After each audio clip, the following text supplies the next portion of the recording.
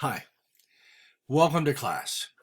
We're going to be studying world religions in this course, and that's a very important subject in today's world.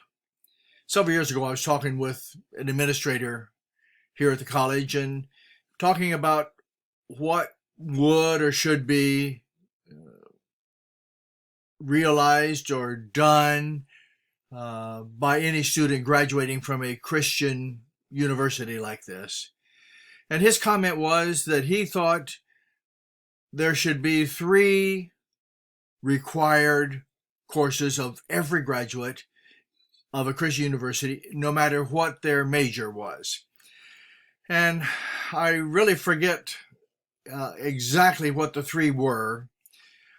One was a basic Bible class, intro to the Bible or something like that. And so everybody should have that.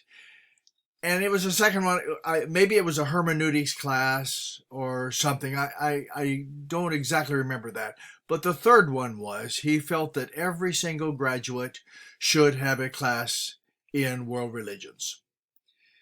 It's a different world we live in today. It used to be that you talked about Hinduism, oh, they're all in India. Talked about Buddhists, oh, well, they're all in China. Talk about Muslims, oh, they're all in the Middle East. That's no longer the case. We live next door to Buddhists. We live next door to Hindus. We live next door to Muslims. And we rub shoulders with them in the marketplace, in our schools. And so it's extremely important for us to know them and know about them. So that's what we're going to be doing in this class. We've got a huge amount of ground to cover in a very short time. We're going to be talking about our own faith, Christianity, and Judaism, which Christianity is so indebted to. We're going to be discussing Islam, and then Hinduism and Buddhism, and then some of the smaller faiths that are also very important and still relevant in today's world. Jainism, Sikhism, Zoroastrianism, then the Chinese religions of Taoism and Confucianism, and the Japanese religion of Shintoism. These are all important ingredients in today's marketplace of religions. And then we're going to be looking at what are termed today NRMs, New Religious Movements. The old name for these studies or these different areas of study were sects or cults.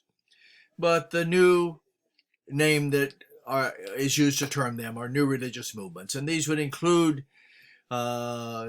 studying of Latter-day Saints, known as Mormons, Jehovah's Witness, Scientology, Christian Science, and several others like this.